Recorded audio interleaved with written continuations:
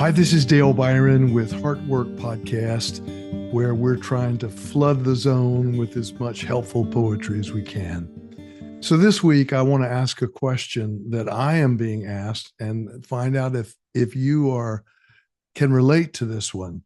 I'm often asked by friends, how am I dealing with the current political landscape that's happening as we are in these first few weeks of 2026?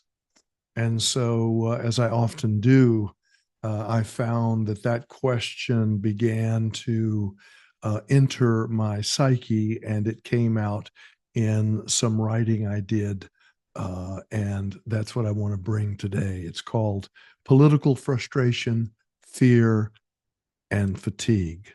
Political frustration, fear, and fatigue, and see if you can relate to any of this. The prose poem goes like this. It's 2026. It's 2026, and a friend asks, how are you doing with politics these days?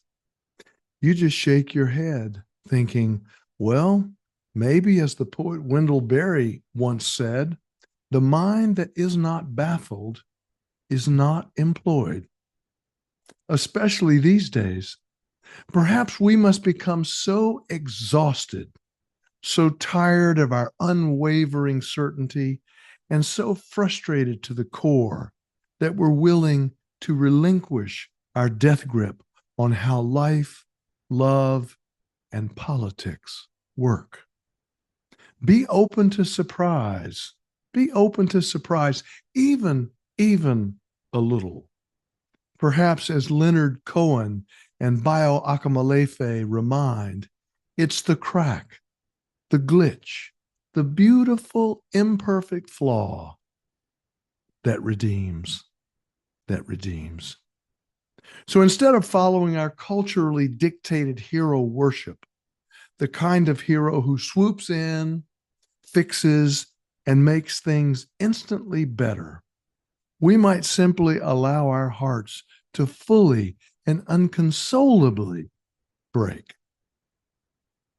Then we can invite these deeply broken hearts to join us at the table of power and decisions. The trick is to start not out there. The trick is to start not out there, but in here. But in here. This is where our inner coyote, our trickster, our Buddha nature resides, the one who arranges for our own disappearance. As to how we'll discern our path, as to how we will discern our path, the path we must take, it will vanish unseen, necessitating one stumbling step at a time. As poet Antonio Machado once said, traveler, there is no path. Traveler, there is no path. The path is made by walking. Traveler, there is no path. The path is made by walking.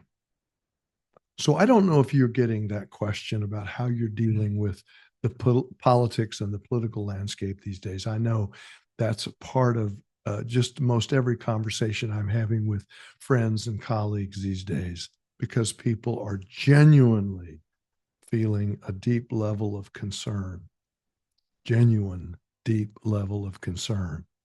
But I also know what came out in this little piece, and I don't know if this is something that you may relate to, is that we have got to rearrange, we've got to arrange, and rearrange too, but arrange for our own disappearance, meaning, as the old saying goes, that we can come to our challenges, bring to the world with all these challenges we're facing, political, ecological, social, that we've got to bring fresh thinking, fresh seeing, fresh perceiving to the table, as it were.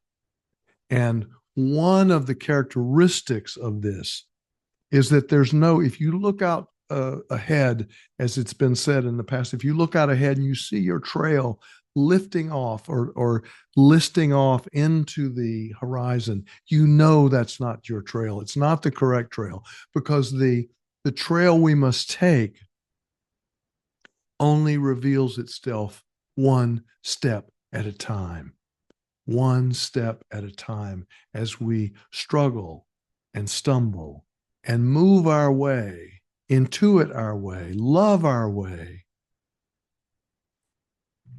into a new beginning. Thanks so much for your listening ear. Until next time and next point, take good care of yourself, and if you can, someone else. And remember, traveler, there is no path. Traveler, there is no path. The path is made by walking.